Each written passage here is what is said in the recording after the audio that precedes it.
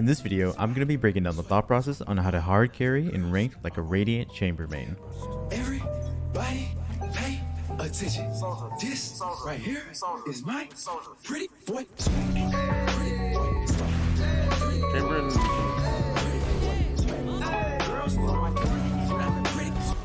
Oh! Nice shot. Yes, sir. I do that, You're Joel. looking like me out there. I do that, Joel. I do that. I do that. I do. You do though. I do. You do though. I do on Dendo. You do though. I haven't played this good in months. This is a game where I have a tracker score of 969 while going 9 and 18 on Chamber. A lot of y'all have been asking me for a gameplay on Chamber on Pearl, and I'll say right now, he is unfair on this map, especially with his recent buff. But there's more to doing well on Chamber than just cool teleport setups. Intention and planning is massive, so let's get into the gameplay. For my pistol buy, I go with a trip, and I spend the rest of my credits on Chamber bullets. Chamber is a menace at shutting down the middle of the map on Pearl. This lane forks into two, so the easiest way I'd recommend to play it is to trip one side and then fight and contest the other. That being said, I place my TP on the right side and trip art. I just fucking TP'd on accident. Sorry, man. Here they're calling for an A push, so I go all the way around to utilize my advantage with the headhunter. Far range is going to be king. I think they're all playing off. No. Oh no, this is not. Enemy spotted there.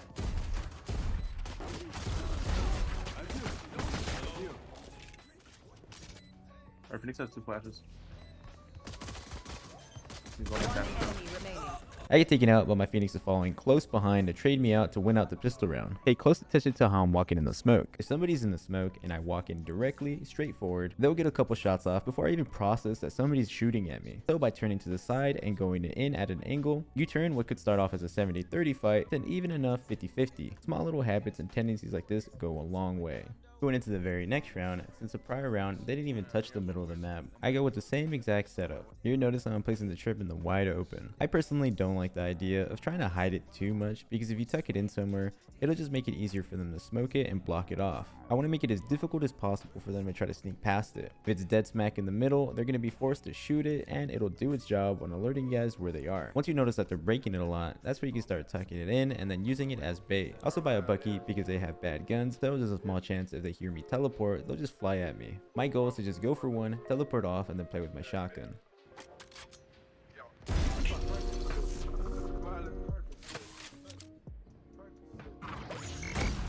Only issue is I get a little bit too greedy and overcommit to a fight, but it's all good because my teammates mop it up. Going into the next round, I'm right back towards the middle lane, except this time I swap things up. Usually I'm a big supporter of floating and contesting different parts around the map, but when it comes to defense on Pearl, mid is extremely crucial. Sentinel should play a strong role on controlling the map, so I'm doing that in my own special aggressive chamber way. You don't have to do this the entire map, but you should try to condition them into thinking that you're doing it a lot. You should make the middle of the map a danger zone for the enemy team, and the way that I can do that on Chamber is by walking up and looking for first bloods to shut them down early. Get one on the flank, and my pressure is just enough to help us get the dub. On top of my nephew hitting a crazy flick. Crazy ass flick. I'm bringing my monkey ass over here to A. Right here, pay attention to how I set myself up with the help of my teammate. Want to push it? Yeah, I'm gonna try to up it. Can you sit with me? I'm gonna just TP back. Can you just break the fade eye for me? Yeah, cause yeah. Let me shoot their fade eye. The gecko blind. Shut up, bud. Smart ass. They take it for sight. They don't throw it. Okay. We'll just be ready. I'll still shoot it. I'll shoot it. Don't shoot it. Oh, there's one here.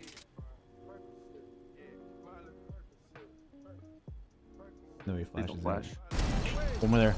When it comes to playing Chamber, you're going to be opping a lot. And your worst nightmare when opping is going to be any sort of shootable utility. So I make sure he's close so he can shoot anything from the sky, just so I have a chance to get a clean shot. One more there.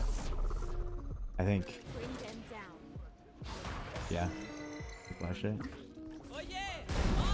Oh, Joel, run! Doesn't get me though. That's too main, I'm pretty sure. Reloading. Watch this, Tom Brady. One enemy remaining. After that, we run down the last guy for an easy dub. Someone takes his vandal. Someone takes his vandal from me. You take this? I might not, because I'm a rat bastard. This round I buy an operator, but the singular shot that I do take is a whip. But my teammates carried me nonetheless. Going to the next round, I trip the right side while placing my teleport on the left side. I just want to stamp it in their brains that mid is going to be difficult for them to take. The harder it is for them to take it, the more util they're going to be forced to use early. The more util that they use early, the stronger your sight hold is going to be. Okay, I'm gonna play safe here. You can play that side. I'm off the real safe. Just go really far wide right. Going into this round, I transition into a full A setup. That's because the last round, these guys won it very convincingly, so I can't let them do that twice. Let's play.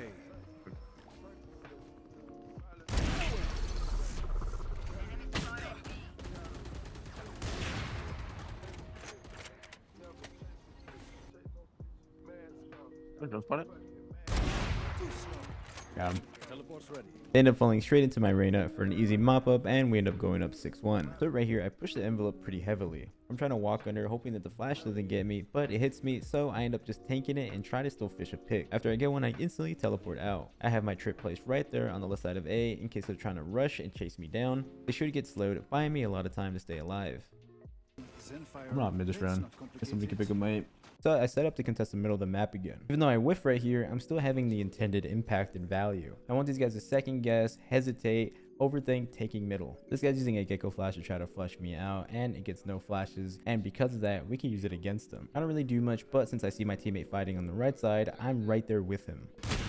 Oh, I whiffed. One enemy Little microplays like that really set people apart. I'm always trying to be hyper aware on where my teammates are, what fights they're taking, and how I can always help to complement them. Something they should be extremely mindful of, especially if you're playing chamber and you want to do that whole floating thing where you're attacking every single lane. You got to communicate what you're doing to your teammates just to make sure there's no open gaps in the map. I'm not mid this round. Somebody can pick up my... What separates a good player from a bad player is how they can improve the team by simple things like communication and such. If I'm just swapping around sides and not letting anybody know, there's always going to be a weak link. Somebody's going to be scrambling to run back to hold A, and it's going to be a bad vibe. Having good communication will take you a long way. Echo Flash made it through. We're gonna try again. Oh, he's close. I'm still so angry that I died through the smoke like that. That guy was just pre-firing and he had a crazy shot. Oh, thank you so much. Wait. Everybody fucking calm down. Don't knife him. Everybody Don't knife him. fuck down. enemy No, remaining. he's about to look at me. Echo's art? You come try to break the gecko flash for me? I'm gonna try to opt in Yeah. aggro. I wonder if I can do it from like fucking here. Oh, I can. Oh, that's that fucking for? nuts. Here's a perfect example on how strong chamber can be with good positioning. The idea is to get posted super aggressively in A main, while the rest of the team can cheat towards the other side of the map. Something you should engrave deep in your mind is that map control equals information. And once you have proper information, you'll be running circles around players. I have full A main control. Yeah, they're smoking it. On A.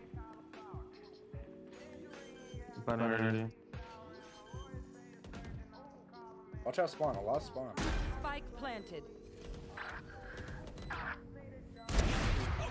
Two spawn. Chamber and These guys are so lucky that I was an inch from teleporting back towards dugout. If I made that dugout TP, oh boy, that's an ace for the ages right there. If I got the fucking TP, oh dude, I TP literally behind him. that would have right been here. sick. That would have been pretty sick, That yeah. would have been the ace. That would have been the ace. We don't have an Astra pullback, so I think this guy, they might just be fighting aggro early chamber. So right here, as my team is scaling up, I make sure I stay just a little far back so my trip is still online. I still am our only senti, so I just want to make sure our flank is covered. Heaven. One enemy remaining. Hit 55. Going into the next round, we're all trying to hit A together until we're left in a pretty freaky situation here in a 2v2. Yeah, right. Fucking flash. Flash again. I'm done.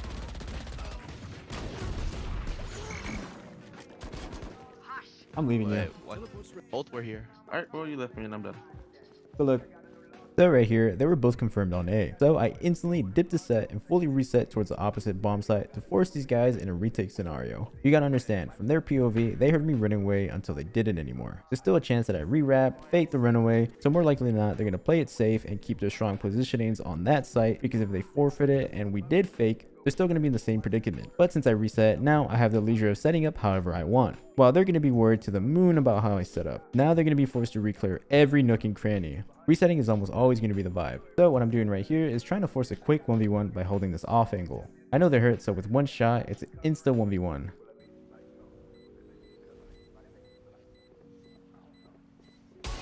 What? Move it. One enemy remaining. Nice shot. Yes, sir. I do that, You're looking Joel. like me out there. I You're do looking that, like me Joel. out there, for real. Hey, I appreciate my bulldog back. Thank you. I do that, Joel. I do that. I Looking do like me out that. there, for real. I do that. I do that. Mm-hmm. Ooh. I do that. I do do. You do though. I do do. You do though. I do do on Dendo. You for do though. I haven't played this good in months.